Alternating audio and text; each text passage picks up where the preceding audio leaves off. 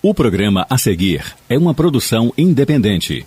Todo o conteúdo produzido é de total responsabilidade de seus idealizadores.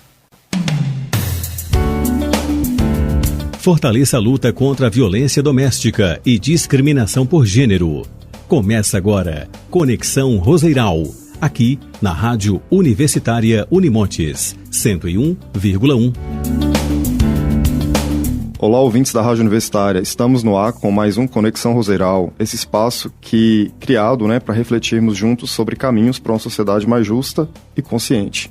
Para iniciar, nós agradecemos ao Instituto Roseiral, a Revicom e a Rádio Universitária Fadenor, parceiros que tornam este programa possível. E o tema de hoje é de grande importância. Vamos falar um pouco sobre a inserção da mulher no mercado de trabalho em Montes Claros.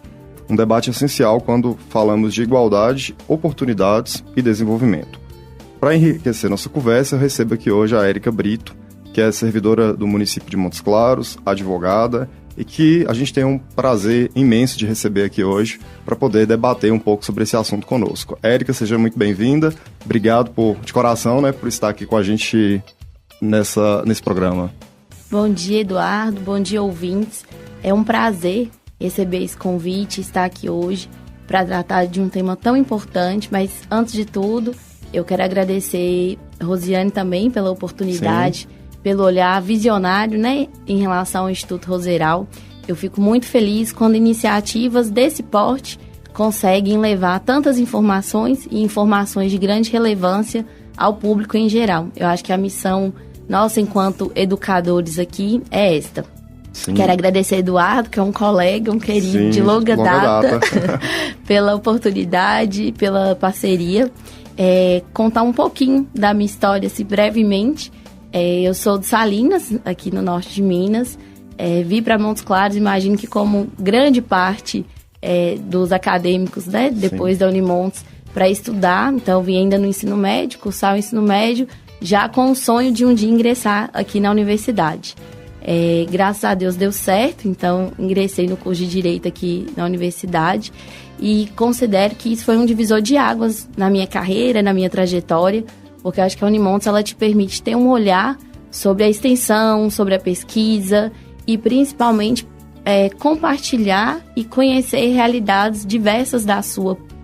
Então eu tive a oportunidade de ter colegas que ingressaram na universidade tendo percorrido toda a trajetória na escola pública, uhum, colegas que empreendiam enquanto cursavam a universidade, enquanto frequentavam a universidade. Eu acho que isso me engrandeceu enquanto ser humano, enquanto um pouco de sair da bolha e ter percepção de realidades distintas mesmo. Quando eu concluí o curso de Direito aqui na universidade, prestei também o AB, fui me dedicar ao serviço público, eu sou servidora, uhum, pública do município, como você disse. Hoje, atualmente, eu estou na Secretaria de Finanças, enquanto gerente de cadastro imobiliário. E na trajetória do município, eu já participei da corregedoria, já estive nos quadros da Controladoria Geral, do Meio Ambiente. Então, foram diversas andanças e experiências para poder hoje conseguir estar à frente da gerência, mas acho que mais do que isso, tem um olhar para o cidadão, para o contribuinte. Eu acho que oferecer esse serviço de qualidade é o mais importante. Sou advogada também, estou atuando aí no direito tributário e estou à disposição para a gente bater um papo e conversar um pouquinho mais. Sim, e como é que é a questão pessoal, Érica? Você tem a maternidade, Que isso, te toca aí há um tempo e que a gente vê que você... como você falou, a gente se conhece de longa data, sei da sua dedicação ali também para suas duas crianças. A gente brinca que somos multitarefas, a maternidade vem como, acho que mais do que uma tarefa, é uma missão praticamente. E aí eu sou mãe do Marco, que hoje tem 5 anos, da Maria, que tem 3 anos, e eu acredito que a maternidade, sem querer romantizar, que eu acho que esse lado romântico, ele ficou lá atrás, mas me engrandecem e me transformam também enquanto ser humano, nessa missão do educar, de torná-los seres humanos melhores, Uhum. Interessante. Falávamos aqui no programa anterior exatamente sobre a importância da informação na infância, na adolescência, para a gente aí ter adultos melhores, né? Mais eu acho que há conscientes. uma divisão mesmo, assim, de gerações. A nossa geração, eu acho que ela aprendeu muito a reprimir sentimentos. Né? Então, não podia chorar, não podia dar birra, tinha toda uma cartilha, assim, do que podia ou não ser feito. E isso era cobrado, né? E era visto com maus olhos expressar sentimento, às vezes. Sim. Principalmente a criança. Eu acho que a gente caminha para uma educação emocional diferenciada, em que há, né, limites estabelecidos, claro, para uma educação, mas há também um acolhimento maior e, ao mesmo tempo, uma permissão desses sentimentos. Então, acho que hoje, com o Marco e Maria, eu vivencio isso demais. Sim. Assim, de saber acolher os momentos, direcionar. E acho que é uma aprendizagem pra gente, enquanto adulto, da vida toda. Mas pra eles, enquanto criança, eu vejo isso como uma conquista. Eu acho que eles se tornarão adultos mais conscientes e respeitosos. Né? Sim, isso é muito importante.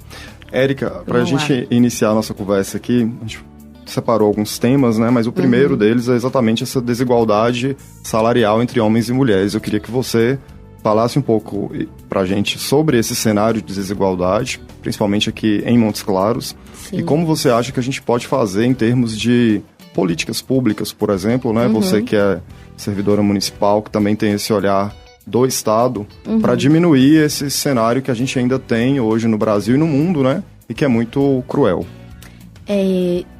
Falando um pouco já do empreendedorismo feminino, a autora Cândida Brush, ela vai falar que é impossível traçar um único paralelo para o empreendedorismo masculino e feminino, exatamente por conta das peculiaridades e desse preconceito de gênero mesmo que há. A Mariana Valente tem até um livro, quero deixar aqui a dica, chama Olá Corajosa. Ela reuniu, junto com a Iva Cardinal, 99 cartas de mulheres que empreendem. E aí ela pegou mulheres entre 14 a 84 anos que empreendem e bem diversas também, né? Mulheres negras, pessoas com deficiência. Mas o porquê que eu estou citando esse livro? Exatamente para trazer o panorama de que, além de ganhar mais, os homens têm um acesso mais facilitado, né? Conforme os dados trazidos nessa obra, ao crédito, as oportunidades de negócio, de empreender. Então, a mulher, ela passa por dificuldades desde esse começo. Então, quando ela decide empreender, que a gente também não pode romantizar esse empreendedorismo feminino, né? Ele vem de uma precarização, às vezes de falta de oportunidade de inserção no mercado de trabalho, uma dificuldade em conciliar essas jornadas que a gente mencionou, a jornada de cuidar de casa, por vezes a maternidade, o cuidado consigo e, ao mesmo tempo, obter uma renda. Então, mas vamos lá. No livro, nesse paralelo aí das experiências trazidas pelas mulheres, essas dificuldades começam na obtenção do crédito, nas oportunidades de empreendimento mesmo, que é possível para a mulher ou não. E ela permanece nessa desigualdade do salário, né? Do lucro obtido, vamos colocar assim, no empreendimento. Quais são as iniciativas que eu vejo hoje em Montes Claros que buscam diminuir e minimizar esse cenário? A administração atual ela tem muito um olhar de descentralizar os serviços. Então, o slogan, né, cidade inteligente e inclusiva, exatamente no respeito a essas diferenças, mas também na oportunidade de chegar ao cidadão. Então, a administração tem investido em mecanismos tecnológicos para ofertar os serviços, exatamente para evitar que o acesso ao prédio público seja o único caminho, né? A gente tem hoje a Sala do Empreendedor, alguns mecanismos que buscam facilitar esse acesso e tornar menos penoso para a mulher esse acesso ao empreendedorismo, mas também oferecer serviços que consigam chegar até a mulher, até esse contribuinte, esse cidadão, sem tantas dificuldades. Então, eu vejo com bons olhos a evolução nessa oferta de serviços digitais e, principalmente, essa inclusão, que é uma das bandeiras, né, da administração atual e que tem tido esse olhar para as diferenças. Então, em resumo, assim, você avalia, na sua concepção, que tem havido uma desburocratização mesmo do empreendedorismo feminino. Isso. Tem diminuído essas barreiras, esses entraves, exatamente para poder fomentar ou para poder fortalecer essas iniciativas hoje, né? Um dos dados mais significativos em relação a isso é exatamente o tempo que se levava para conseguir constituir, por exemplo, um MEI ou CNPJ em Montes Claros. A média anterior à gestão de Humberto era de 3 a 4 dias. Hoje o município de Montes Claros figura entre os 15 primeiros municípios em que a eficiência na abertura do CNPJ é destacada. Então, o município de Montes Claros ele figura ali entre o 13º e o 15º, levando cerca de horas hoje. Então, dentro de um mesmo dia, né, dentro de um espaço de tempo ali de 24 horas, é possível formalizar e conseguir obter, vamos dizer assim, a burocracia ali inicial para a instituição desse CNPJ e, no caso do MEI, também muito facilitado o acesso. Seja o atendimento, seja o esclarecimento de dúvidas. Tem uma inovação significativa que a administração trouxe, que é um chatbot, exatamente uma interface mais direta com o contribuinte, com esse cidadão, para oferecer serviços de maneira mais eficiente e rápida. Sim.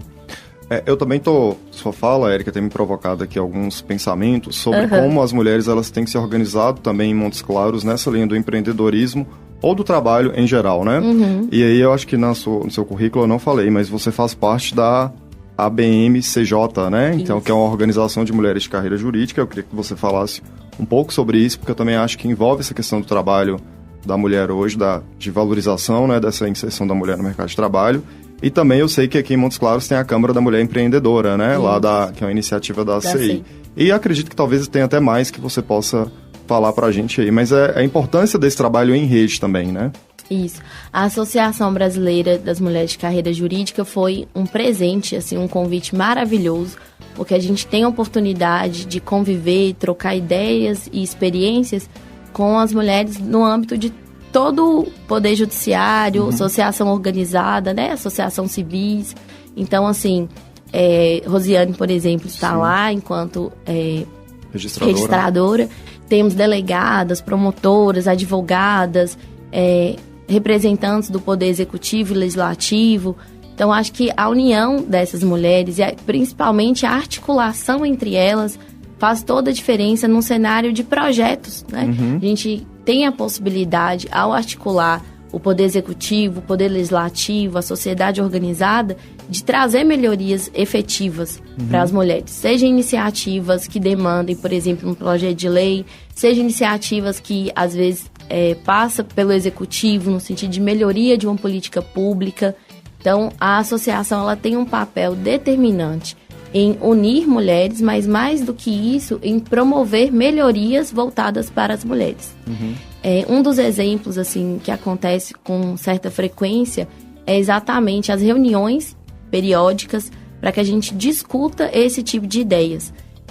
Tem também um viés científico de publicação de artigos, levantamento de dados sociais, né, no que diz respeito à violência contra a mulher. Sim. Então, a associação ela tem um papel decisivo e tem sido muito bom participar.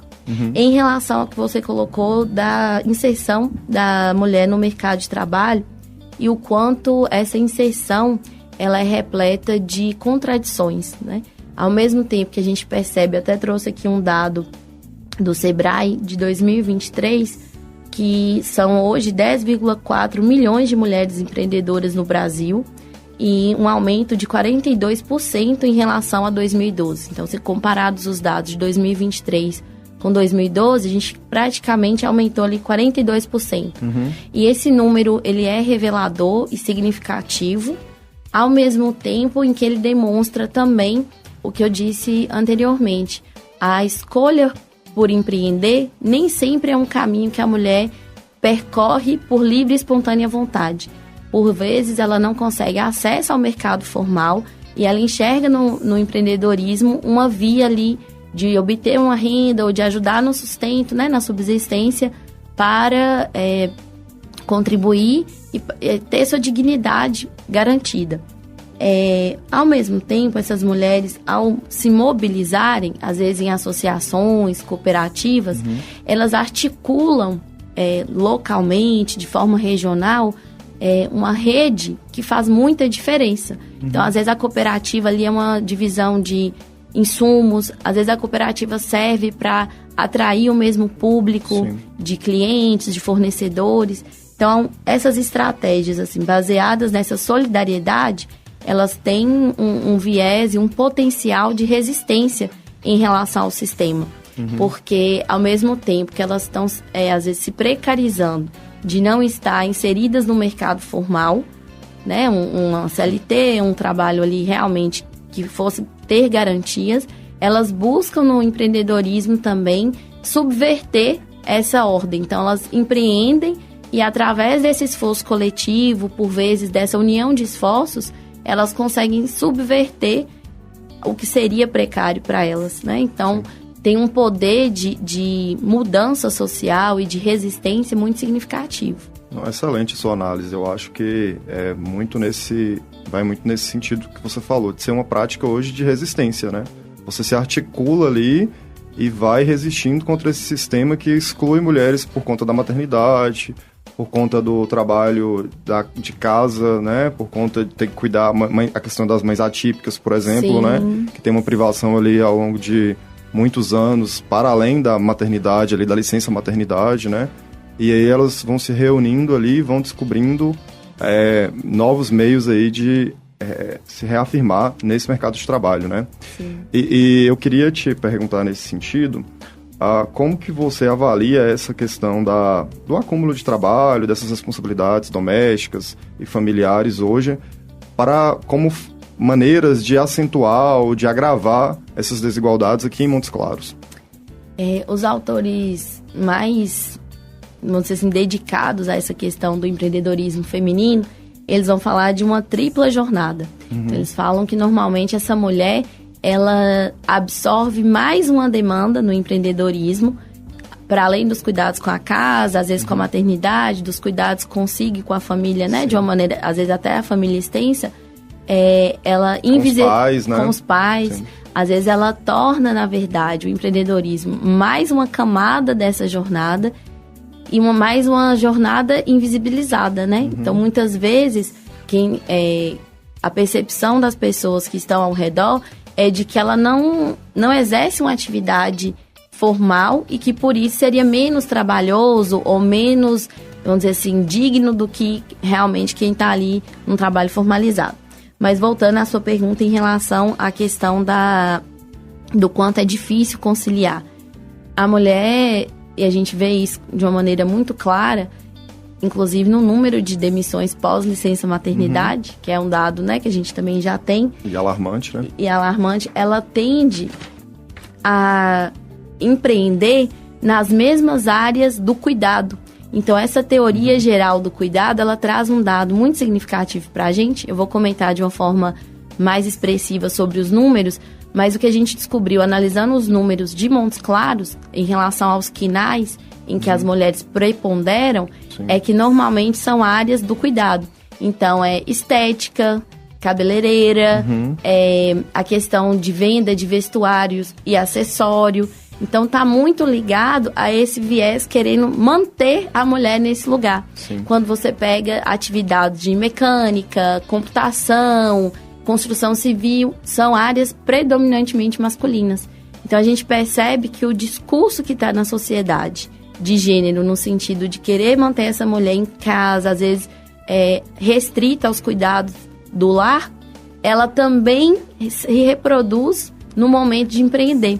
Então, acaba que os quinais mais comuns e que as mulheres têm um número significativo de presença são esses. Nossa. De cabeleireiro, da estética. Cozinha, né? Imagino. Isso, a questão da culinária voltada para bolo, doces, né? De festas.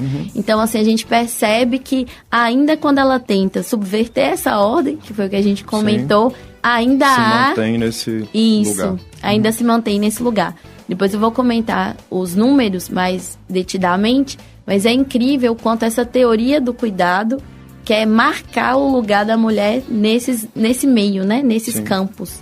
Não, é excelente, assim, que vocês têm esse cruzamento de dados e essa leitura, né? Que muitas vezes passa despercebido. É isso que você falou. Muitas vezes, assim, a mulher tá ali mas ela está empreendendo e tá tudo bem, né? Mas quando na verdade a gente precisa voltar e fazer também essa reflexão sobre o quanto que ainda é o lugar ali que voltado para casa, voltado para o cuidado, para as questões domésticas. E até nisso que a gente comentou das jornadas, porque são atividades, né? São atividades que seriam, em tese, mais fáceis de conciliar com o meio do lar, né? Sim. Então, assim, à medida que ela está em casa, se tornaria mais fácil ela vender um perfume, que seria aqui o caso de comércios varejistas, de perfumaria e cosméticos de uma maneira geral. Eu peguei aqui alguns números só para a gente comentar. O espaço temporal é de 2015 a 2025 em Montes Claros. 10 anos aí. Isso, então a gente coletou via Receita Federal, o município tem acesso a essa base de dados, né, esse banco de dados. No vestuário, por exemplo, 295 mulheres, 21 homens. No comércio varejista voltado para vestuário. Sim. No acessório, são 1.620 mulheres cadastradas nesse período e 526 homens. Cabeleireiro se amplia. São 1.558 mulheres e 604 homens, ou seja, as mulheres representam 3 vezes mais o número. E a questão que eu falei do comércio varejista de cosméticos, perfume de uma maneira geral, né, maquiagem, mulheres são 404, homens 53. Então, assim, a gente percebe que realmente o número ele traz um indício de mantença nesse lugar. Do trabalho voltado mais para as questões domésticas, áreas, né? Sim. Você falou no início da nossa fala, e aí eu vou aproveitar o gancho aqui, como a gente está falando dessa questão do trabalho em rede, e você falou que lá na BMCJ, por exemplo, vocês têm espaço de discussão, de debates mesmo, um espaço que eu entendo mais propositivo. Quanto é importante para isso ser um espaço também de levantamento das demandas reais? Aquilo que você chegou aqui antes da gente começar a gravar falando para mim. Queria que você comentasse um pouco o que seria isso, assim. O quanto que daquilo ali, daquele espaço de discussão, surge o levantamento daquilo que é real, daquilo que não vai ficar num campo teórico, que não vai se aplicar ali à realidade, por exemplo, do município de Montes Claros. Quanto que esses espaços eles são importantes nesse movimento. Queria que você explicasse isso para os nossos ouvintes. Só para os ouvintes terem uma noção assim, do quanto que isso é engrandecedor e transformador de realidades, lá na BMCJ, na associação, nós temos buscado iniciativas que envolvam o legislativo, o próprio Instituto Roseral. Até tive notícia de uma das medidas na capacitação de mulheres, sim, de serventuárias auxiliares, né? Para cartório. Sim. E achei um profissionalizante. Curso, e falei o quanto que isso consegue, enquanto capacitação, mudar a realidade de determinadas mulheres. Porque, sim, você está oferecendo uma oportunidade de conhecimento, que já é empoderamento também, mas ao mesmo tempo de possíveis oportunidades reais de emprego, porque há essa demanda. Então, partindo da realidade, a gente consegue construir dados e informações que podem realmente surtir efeito. Outra iniciativa nesse sentido, há um estudo, um levantamento que está ainda em tramitação para possíveis concessões de benefícios fiscais para as mulheres vítimas de violência. Foi um levantamento que, inclusive, a doutora Rosiane começou a fazer em parceria com uma vereadora e que a gente agora na secretaria está estudando como que isso pode se dar, né? Há uma alteração significativa em termos tributários, que é a reforma. Então, sim, essa questão dos próprios incentivos, ela também vai passar por alterações, mas a busca de mudanças reais para a vida dessas mulheres. Então, assim, um incentivo traz uma economia que é real para aquele grupo familiar. Ter a mulher como protagonista desse núcleo familiar, a gente já tem medidas e programas do governo federal que levam isso em conta, traz um olhar e uma perspectiva diferenciada de emancipação, porque passa também pelo financeiro, passa pela política pública em que ela consegue opinar e decidir. Sim. Então, o trabalho da BMCJ tem sido engrandecedor e, mais do que isso, eu acho que ele é articulador de pessoas que têm como fazer essa diferença no dia a dia. E é interessante isso, porque mostra como que iniciativas locais, o próprio terceiro setor, né, tem contribuído aí para que avance esse número de mulheres no mercado de trabalho, né, para amenizar, diminuir ou erradicar essa diferença aí. E é algo tão significativo, eu lidava na época da Controladoria Geral com prestação de contas de associações, que recebem recursos, né, repasses do poder público e tem que prestar contas. As associações que prestavam conta com mais eficiência e com mais, vamos dizer assim, rapidez, e não só rapidez, mas qualidade técnica, eram as associações presididas por mulheres. A exemplo da Associação de Pedra Preta, aqui no entorno de Montes Claros. Sim. Então, você percebe que há, nas mulheres, um protagonismo técnico significativo, né? Às vezes falta realmente uma oportunidade de exercer esse papel. Sim. Érica, nosso tempo está chegando ao fim, infelizmente. A gente ficaria aqui, acho que por horas conversando, mas eu queria te fazer uma pergunta final, que é mais, assim, sua opinião mesmo, uma mensagem sua final, assim. De que você acha enquanto cidadã, enquanto mulher, a partir de tudo isso que a gente conversou e toda a sua trajetória também, que é possível fazer para as pessoas que estão nos ouvindo ficarem com essa reflexão, para que a gente tenha melhorias, para que a gente consiga garantir melhores condições de trabalho, que acho que foi um ponto que a gente conversou muito aqui, para além da inclusão, melhores condições de trabalho, condições mais justas, dignas, para essa inclusão das mulheres no mercado de trabalho, ou manutenção das mulheres no mercado de trabalho, na sua concepção. Tem uma frase de Simone de Beauvoir que eu adoro, que ela fala que nada nos defina, que nada nos sujeite, que a liberdade seja a nossa própria substância. E eu acho que, antes de tudo, a busca por essa liberdade tem que ser uma constante. Né? Então, a mulher tem que ser livre para trabalhar, para empreender, para ser mãe ou não, para casar ou não. Sim. Eu acho que esse empoderamento, ele é necessário. Acho que é o primeiro passo, essa liberdade, para que ela tenha esse protagonismo na vida, né? E aí, o protagonismo no ambiente de trabalho, ele é uma dessas questões. Mas, para além disso, eu acho que hoje a mensagem final é que, nessa ideia do que Simone de Beauvoir falou, que a mulher não se cale, que ela não aceite o assédio. O assédio é algo muito comum, né, nas relações de trabalho. Sim. É um problema que a gente ainda está enfrentando enquanto sociedade. Acho que as concepções culturais já foram alteradas de maneira significativa, mas ainda há um longo caminho pela frente. Então, minha mensagem, assim, final para as mulheres sejam livres, né? Busquem ser sempre protagonistas da sua história e, sobretudo, não se cale diante do assédio, não se cale diante de situações de violência, né? Seja física, seja psicológica.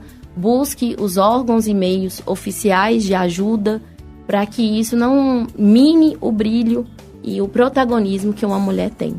Maravilha, Érica. Muito obrigado por compartilhar sua trajetória, nos inspirar aqui com sua história, com sua experiência, né?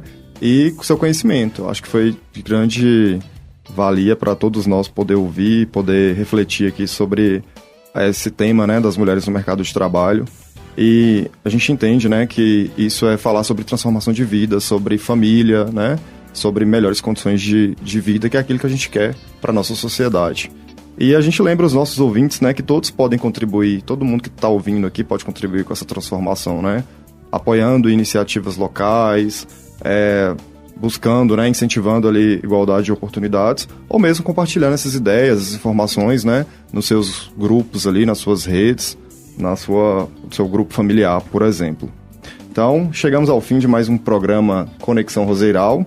Lembrando a todos os ouvintes aí que perderam o programa ou que não conseguiram ouvir tudo, que ele vai ficar gravado, vai estar disponível lá no nosso canal do YouTube, no @Instituto Roseiral, ou também nas nossas redes sociais, no Instagram, @Instituto Roseiral. Nosso programa vai ao ar a cada 15 dias, sempre às quartas-feiras, 18 horas, então fique sintonizado aqui na Rádio Universitária FADENOL para nos acompanhar. Agradecemos a audiência, agradecemos a Érica Brito pela sua participação aqui conosco e até a próxima. O programa que acabamos de exibir é uma produção independente. Todo o conteúdo produzido é de total responsabilidade de seus idealizadores.